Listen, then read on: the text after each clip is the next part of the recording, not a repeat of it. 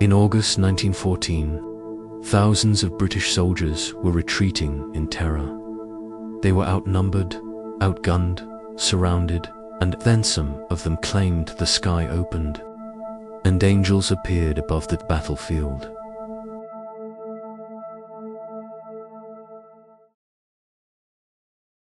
This wasn't one soldier, it wasn't two. Entire units later swore that shining figures stood between them and the German army. Were they hallucinating? Propaganda? Or did something impossible happen at the Battle of Mons? Tonight, we're examining one of the strangest wartime testimonies ever recorded. August 23, 1914. The British Expeditionary Force, around 70,000 men, faced nearly double that number of German troops near Machen. Belgium, the Germans were advancing fast. The British line was collapsing. Men were exhausted. Ammunition was low. Casualties were rising. Officers described the retreat as chaotic. Units were separated. Communication broke down.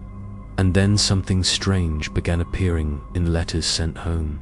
Soldiers describing figures, tall, dark, shining, standing between them and the enemy. Some described them as archers, others said angels, others said something else entirely.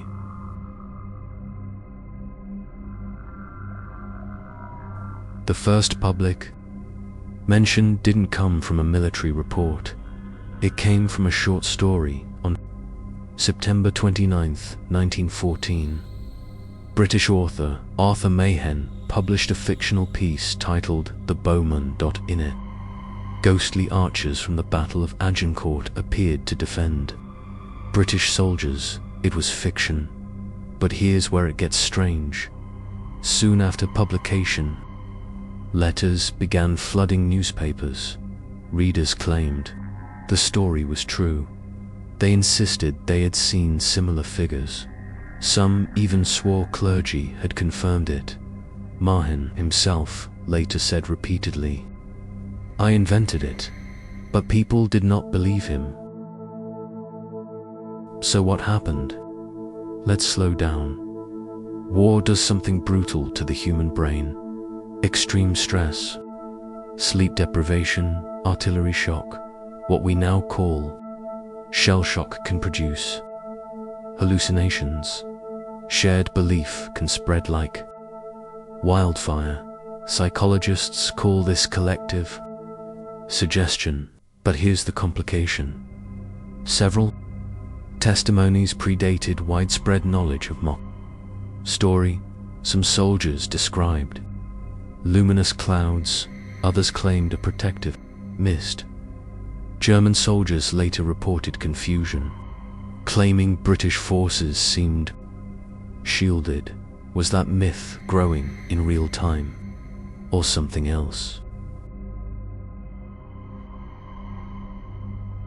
In 1915, the Angel of Mons story exploded. Churches preached about it. Pamphlets circulated. Clergy framed it as divine intervention. The British public desperately needed hope. Early WWI optimism had already collapsed into trench horror. A miracle story was powerful, but here's what most people don't know. The British government quietly allowed the myth to spread. Not officially endorsed, but not discouraged either. Morale is a weapon, and legends can be ammunition. Now the question shifts.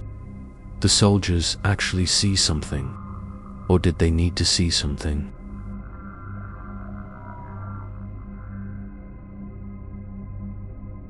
Let's examine neurological possibilities under extreme stress. The brain can generate visual phenomena, light flashes, shadow figures, auditory distortions that with religious upbringing and the mind may fill in the imagery, an unexplained. Light becomes an angel, a mist becomes divine protection. There's also battlefield smoke, backlit clouds, explosions, refracting through dust. The human brain is a pattern machine.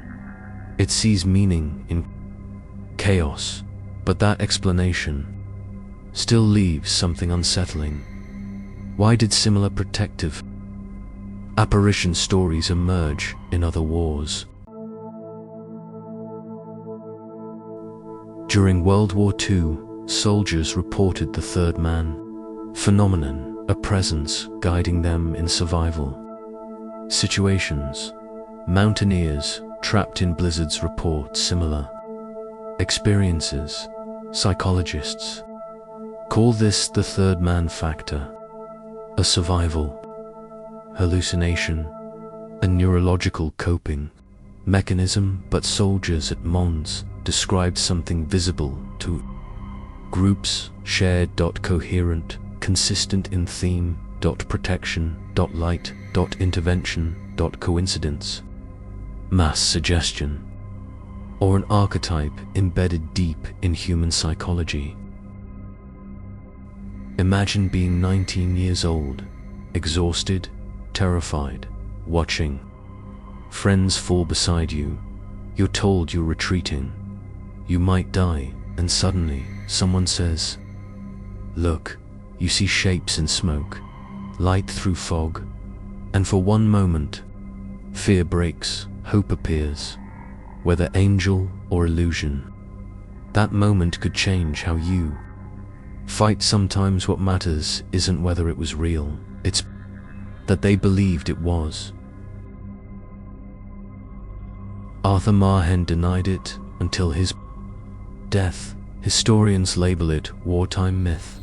Psychologists call it stress response.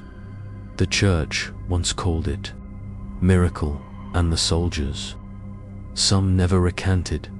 They insisted something stood there between them and death. The Angel of Mons remains one of World War I's strangest stories, not because it proves the supernatural, but because it proves something deeper in war. The human mind searches desperately for meaning, and sometimes it finds it in the sky. If you want more documented, wartime mysteries grounded in real historical sources, subscribe to Ghosts of War. Next week, we're investigating a case where soldiers reported hearing voices in an abandoned fort. Long before battle began, history is darker than we're taught, and sometimes stranger.